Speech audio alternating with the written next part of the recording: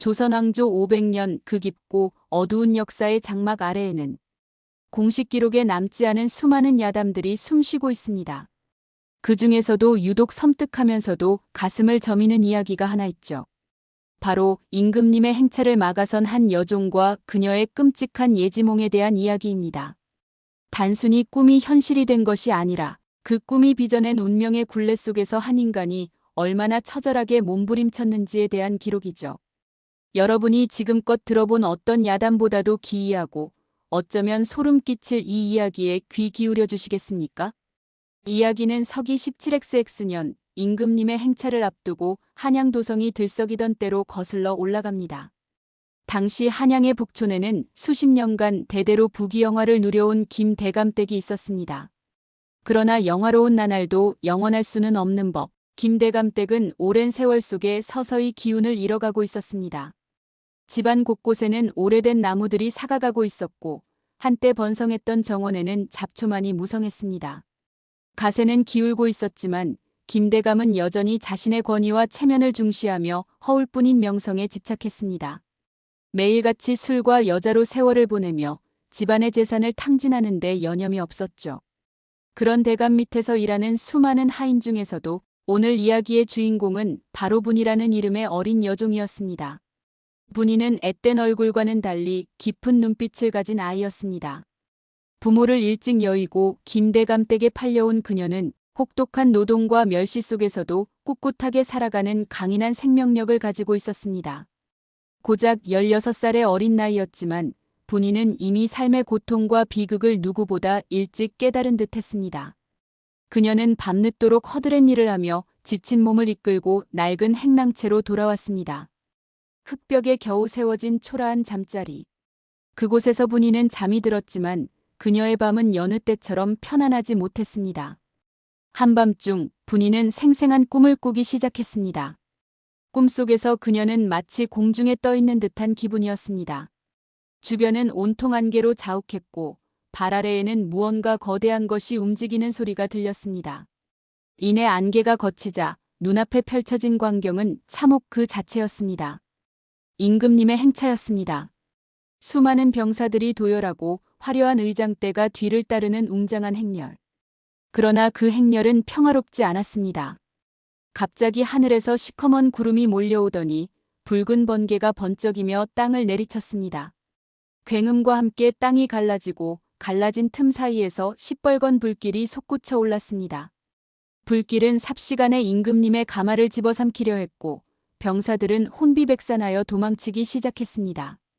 아수라장이 된 현장 속에서 분이의 눈에 들어온 것은 바로 임금님의 가마였습니다. 불길에 휩싸인 가마 안에서 임금님은 고통스러운 비명을 지르고 있었습니다. 그 소리는 너무나 생생하여 분이의 귓가에 박혔고 그녀는 공포에 질려 숨조차 제대로 쉴 수 없었습니다. 그때였습니다. 불길 속에서 무언가 번쩍이는 것이 보였습니다. 그것은 다름 아닌 임금님의 옥새였습니다. 옥새가 불길 속에서 녹아내리며 붉은 용액처럼 변해가는 모습은 너무나 기이하고 끔찍했습니다. 옥새가 완전히 녹아내리자 그 자리에 거대한 검은 구덩이가 생겨났습니다. 구덩이 속에서는 셀 수 없는 시체들이 서로 엉켜마치 살아있는 듯 꿈틀거리고 있었습니다. 그 시체들은 마치 분이를 향해 손짓하는 듯했고 그녀는 알 수 없는 공포에 휩싸여 몸을 떨었습니다. 꿈속의 임금님은 이미 형체를 알아볼 수 없을 정도로 끔찍하게 불타 있었고 그의 시신 위로 검은 그림자가 드리워졌습니다. 그리고 그 그림자 속에서 기괴하게 웃고 있는 한 여인의 형상이 나타났습니다.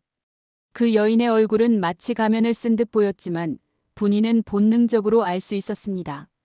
그 여인이 바로 자신이라는 것을. 꿈속의 분이는 섬뜩하게 웃으며 불타는 옥좌에 앉아 있었습니다. 그녀의 손에는 임금님의 핏물이 묻은 듯한 옥새가 들려 있었고 그 옥새에서는 검붉은 기운이 뿜어져 나오고 있었습니다. 꿈은 거기서 끝나지 않았습니다. 분이는 다시 다른 장면을 목격했습니다. 김대감댁이었습니다. 그러나 예전의 영화로운 모습은 온데간데 없고 집은 폐허가 되어 있었습니다. 기왓장은 무너지고 벽은 썩어 있었으며 뜰에는 잡초만이 무성했습니다. 집안 사람들은 모두 죽은 듯 조용했고 오직 검은 까마귀 떼만이 집 주변을 맴돌며 불길한 울음소리를 내고 있었습니다. 그리고 그 폐허 속에서 분이는 또다시 자신을 보았습니다. 꿈속의 분이는 허름한 옷을 입고 앙상하게 마른 몸으로 폐허가 된 긴 대감댁들을 서성이고 있었습니다. 그녀의 눈은 이미 생기를 잃었고 마치 죽은 자와 같았습니다.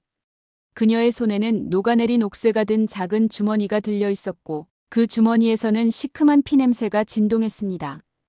이 끔찍한 꿈은 마치 예언처럼 분이의 뇌리에 깊이 박혔습니다. 온몸에 식은땀을 흘리며 잠에서 깬 분이는 한동안 넋을 잃고 앉아 있었습니다. 꿈의 내용은 너무나 생생하고 끔찍하여 마치 현실처럼 느껴졌습니다. 그녀는 꿈속의 모든 것이 곧 현실이 될 것만 같은 불길한 예감에 휩싸였습니다. 아침 해가 떠오르기 시작했지만 분이의 마음은 여전히 어둠 속에 갇혀 있었습니다. 꿈속의 임금님, 불타는 가마, 녹아내리는 옥새, 그리고 폐허가 된 김대감댁. 이 모든 것이 분이의 머릿속을 떠나지 않았습니다.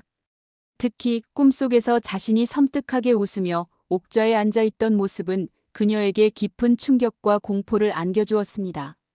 그녀는 자신이 임금님의 죽음과 깊이 연관되어 있다는 사실에 몸서리쳤습니다.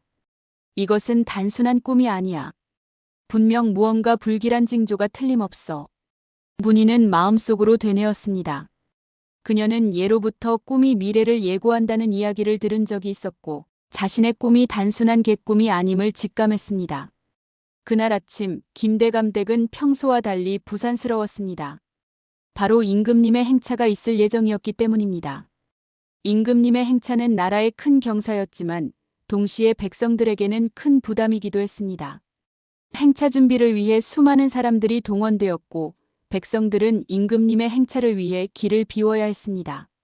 분이는 며칠 전부터 임금님의 행차 준비에 동원되어야 했습니다. 그녀는 마당을 쓸고 길가를 정비하며 행차를 맞이할 준비를 했습니다. 그러나 그녀의 마음은 불안감으로 가득 차 있었습니다.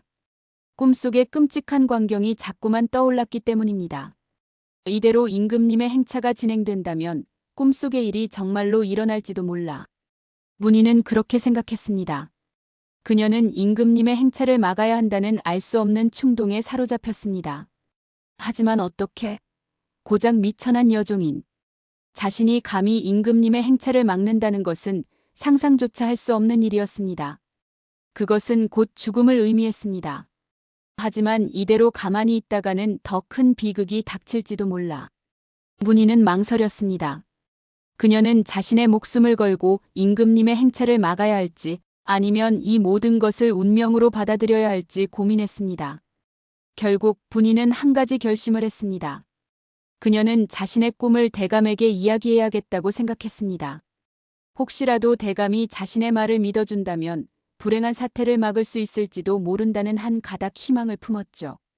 떨리는 마음으로 분이는 대감에게 다가가 조심스럽게 꿈 이야기를 꺼냈습니다. 그러나 대감은 분이의 말을 들으려 하지 않았습니다. 그는 오히려 분이를 미친년 취급하며 꾸짖었습니다. 내까짓 것이 감히 임금님의 행차에 대해 불길한 소리를 짓거리다니. 당장 썩 물러가지 못할까. 대감은 노발대발하며 분이를 매섭게 내쫓았습니다. 분이는 대감의 차가운 반응에 실망했지만 포기할 수 없었습니다. 그녀는 임금님의 행차가 시작되기 전까지 어떻게든 이 비극을 막아야 한다는 강박에 시달렸습니다. 그때 분이의 귓가에 낯선 목소리가 들려왔습니다. 막아라 막아야 한다. 그 목소리는 마치 꿈속의 여인이 속삭이는 듯 했습니다. 분이는 그 목소리에 이끌려 무언가에 홀린 듯 움직이기 시작했습니다. 그녀는 잠시 후에 임금님이 지나갈 길목에 있는 낡은 창고로 향했습니다. 창고 안에는 오래된 집단과 함께 썩은 나무들이 쌓여 있었습니다. 분이는 그곳에서 썩은 나무들을 끌어내어 길 한가운데로 옮기기 시작했습니다.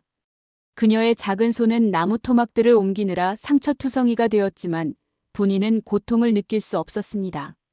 그녀의 머릿속에는 오직 꿈속의 끔찍한 광경만이 가득했습니다. 분이가 겨우 썩은 나무 토막 몇 개를 길 한가운데에 놓았을 때였습니다. 저 멀리서 임금님의 행차를 알리는 북소리가 들려왔습니다. 이미 시간은 너무 늦은 것 같았습니다. 분이는 절망감에 휩싸였습니다. 이대로는 안 돼. 그녀는 마지막 힘을 쥐어짜내어 집단에 불을 붙였습니다. 불은 삽시간에 집단을 집어삼켰고 이내 길 한가운데에는 거대한 불길이 솟구쳐 올랐습니다. 불길은 점점 더 거세져 임금님의 행차를 가로막는 거대한 장벽이 되었습니다. 불이야, 불이야. 사람들의 비명소리가 사방에서 터져나왔습니다. 임금님의 행차를 따르던 병사들은 혼비백산하여 불길을 진압하기 위해 달려왔습니다. 그러나 불길은 너무나 거세서 쉽사리 진압되지 않았습니다. 분이는 불길을 바라보며 알 수 없는 희열과 함께 섬뜩한 공포를 느꼈습니다. 그녀는 자신이 꿈속에서 보았던 것과 똑같은 상황을 만들어내고 있다는 사실에 몸서리쳤습니다. 그리고 그 순간 분이의 눈에 비친 것은 바로 불길에 휩싸인 임금님의 가마였습니다. 꿈속에서 보았던 것과 똑같은 광경이 현실이 되어 눈앞에 펼쳐지고 있었습니다. 임금님의 가마는 불길 속에서 흔들리고 있었고 그 안에서 임금님의 고통스러운 비명소리가 들리는 듯했습니다. 분이는 그 비명소리에 귀를 막고 싶었지만 그럴 수 없었습니다. 그 소리는 마치 자신의 죄를 일깨우는 듯했습니다. 감히 누가 이런 엄청난 일을 저질렀느냐. 분이의 뒤에서 김대감의 노성이 들려왔습니다. 그는 분이를 발견하고는 경악을 금치 못했습니다. 이 미친 계집아. 내가 감히 이런 짓을 꾸민 것이냐.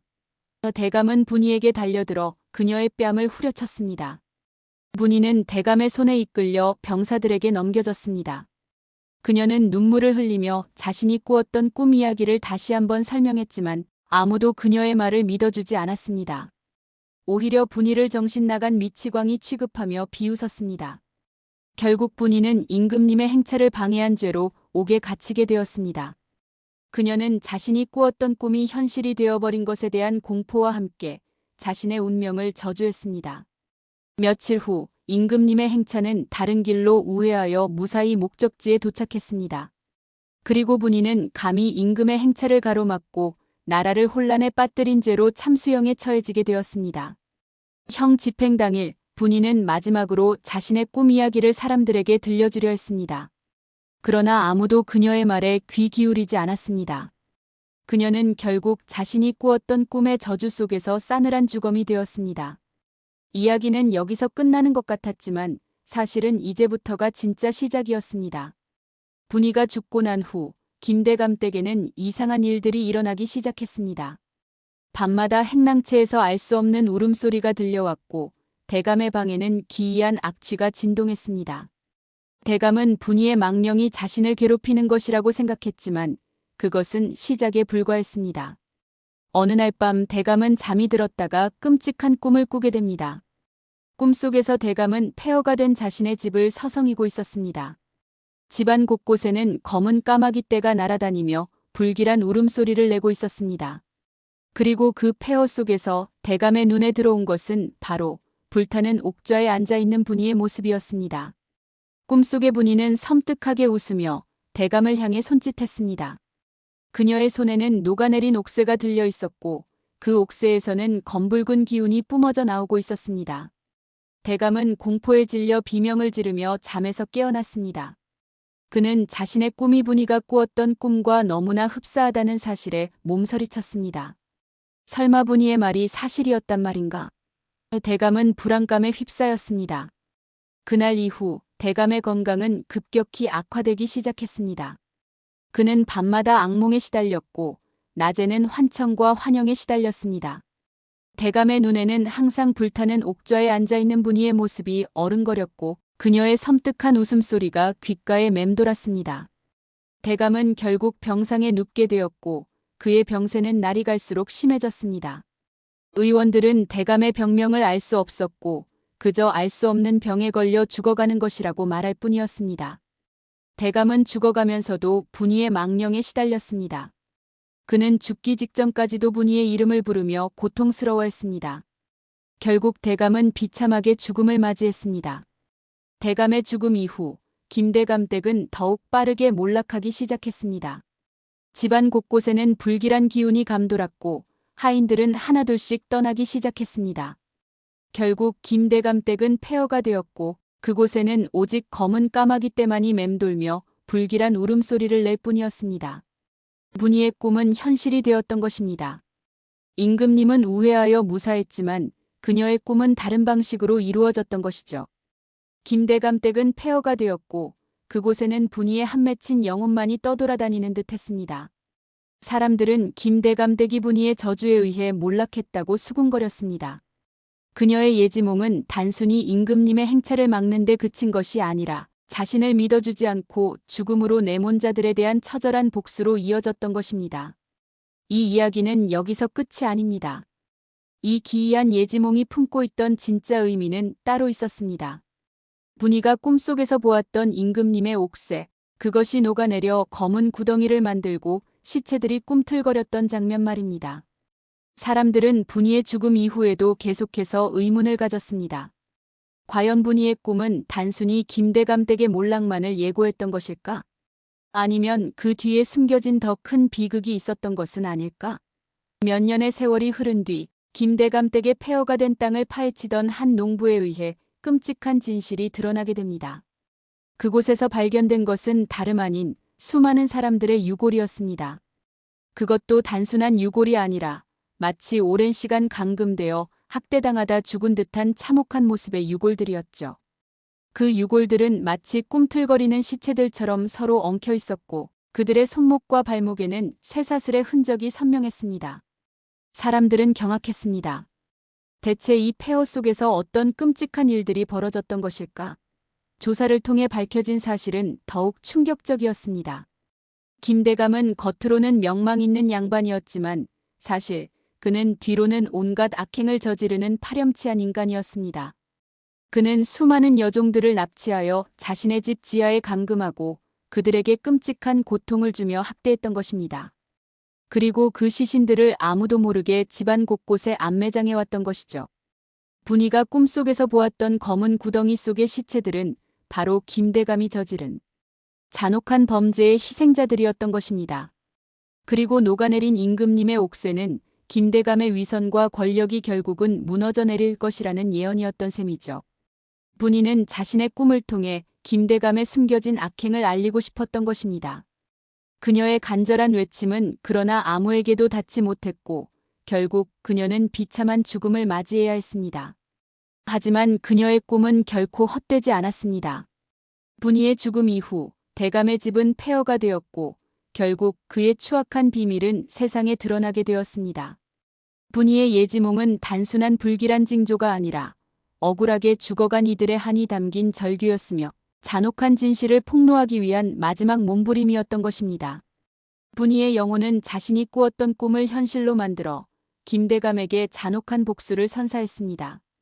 그리고 그 복수는 단순한 한풀이가 아니라 억울하게 죽어간 수많은 영혼들을 대신한 정의의 심판이었던 셈입니다. 이 이야기는 우리에게 깊은 질문을 던집니다. 과연 예지몽은 그저 우연의 일치일까요? 아니면 우리에게 다가올 운명을 미리 알려주는 경고일까요? 그리고 그 경고를 무시했을 때 우리는 어떤 대가를 치르게 될까요? 분이의 끔찍한 예지몽은 단순한 미신이 아니라 인간의 탐욕과 잔혹함이 만들어낼 수 있는 비극적인 결말에 대한 섬뜩한 경고였습니다. 그리고 그 경고는 오늘날에도 여전히 우리에게 깊은 울림을 주고 있습니다. 어쩌면 우리 주변에도 분이처럼 아무도 믿어주지 않는 불길한 예지몽을 꾸고 있는 누군가가 있을지도 모릅니다. 그리고 우리는 그들의 작은 외침을 무시하고 또다시 비극적인 운명을 반복하고 있는 것은 아닐까요? 밤이 깊어질수록 김대감 댁의 폐허 위로는 차가운 달빛만이 스며들었습니다. 그리고 그 달빛 아래 억울하게 죽어간 영혼들의 한 맺힌 울음소리가 아직도 들려오는 듯합니다. 이 이야기는 단순히 옛 이야기가 아니라 우리 모두에게 던지는 섬뜩한 경고일지도 모릅니다. 당신의 주변에는 어떤 비밀이 숨겨져 있나요? 그리고 당신은 그 비밀을 밝혀줄 예지몽을 꾸지는 않았나요? 이야기가 끝났다고 생각한다면 오산입니다. 이 기이한 예지몽은 그저 분이 한 개인의 비극으로 끝나지 않았습니다. 그녀의 꿈이 현실이 되면서 드러난 김대감의 만행은 한양도성을 발칵 뒤집어 놓았습니다. 백성들은 김대감의 잔혹함에 치를 떨었고 그의 집안은 풍비박산 났습니다. 하지만 그 파장은 거기서 멈추지 않았습니다. 김대감과 결탁했던 수많은 권력자들의 비리 또한 수면 위로 떠오르기 시작했습니다. 김대감의 지하 감옥에서 발견된 유골들은 단순한 여종들의 것이 아니었습니다. 그 중에는 사사로이 김대감의 재산을 빼돌리려다 붙잡힌 그의 친인척들의 유골도 있었고, 심지어는 대감의 비밀을 알게 된 고관대작의 첩의 유골도 발견되었습니다. 이 모든 진실이 밝혀지자 임금은 격노했습니다. 임금은 분이의 꿈을 무시하고 그녀를 죽음으로 내몬 자신 또한 깊이 반성했습니다. 그는 분이의 꿈이 단순한 미신이 아니라 하늘의 계시였음을 깨달았습니다. 결국 임금은 직접 분이의 혼령을 위로하는 제사를 지내고 그녀에게 의녀라는 시호를 내렸습니다. 임금의 이 결정은 백성들에게 큰 감동을 주었습니다. 백성들은 분이를 꿈으로 나라의 안위를 지킨 의로운 여종으로 기억하게 되었습니다. 그녀의 이야기는 야담으로 전해져 내려오며 때로는 과장되고 때로는 미화되면서 조선시대 사람들의 입에서 입으로 전해졌습니다. 하지만 분이의 꿈은 한 가지 더 중요한 사실을 예고하고 있었습니다. 바로 임금의 옥새가 녹아내리는 꿈말입니다. 이 꿈은 단순히 김대감의 몰락만을 의미했던 것이 아니었습니다. 분이가 죽고 수년이 지난 후 조선은 또 다른 위기를 맞이하게 됩니다. 거대한 외세의 침략과 내후의 환으로 인해 나라의 기강은 흔들리고 임금의 권위는 땅에 떨어졌습니다. 백성들은 고통받았고 나라의 운명은 풍전등화와 같았습니다. 이때 사람들은 분이의 예지몽을 다시 떠올렸습니다. 임금의 옥새가 녹아내리는 꿈. 그것은 곧 나라의 근간이 흔들리고 왕권이 무너질 것이라는 섬뜩한 예언이었던 것입니다. 분이의 꿈은 단순히 한 개인의 복수를 넘어 나라의 흥망성쇠를 예고하는 거대한 예언이었던 것입니다. 그녀의 꿈은 조선의 미래를 내다보고 있었던 셈이죠. 어쩌면 분이는 자신이 죽음을 택하면서까지 임금의 행차를 막으려 했던 것이 단순히 임금의 안위를 위해서만이 아니었을지도 모릅니다. 그녀는 더 큰 비극, 즉 나라의 운명이 걸린 중대한 위기를 막으려 했던 것은 아닐까요? 분이의 꿈은 단순한 꿈이 아니었습니다. 그것은 과거의 악행을 폭로하고 현재의 위기를 경고하며 미래의 비극을 예언하는 그야말로 신비롭고 섬뜩한 계시였던 것입니다. 이 이야기는 우리에게 질문을 던집니다. 과연 우리는 눈앞의 현실만을 믿고 보이지 않는 영적인 세계를 무시해도 괜찮을까요? 그리고 우리 주변에서 들려오는 작고 미약한 경고의 목소리들을 우리는 너무 쉽게 외면하고 있는 것은 아닐까요? 분이의 예지몽은 단지 예시하기에 불과한 것일까요? 아니면 오늘날에도 여전히 우리에게 유효한 섬뜩한 경고일까요? 이 이야기가 여러분의 밤을 조금 더 섬뜩하게 만들었기를 바라며 다음 이야기에서 다시 찾아뵙겠습니다. 그때까지 편안한 밤 되시길 바랍니다.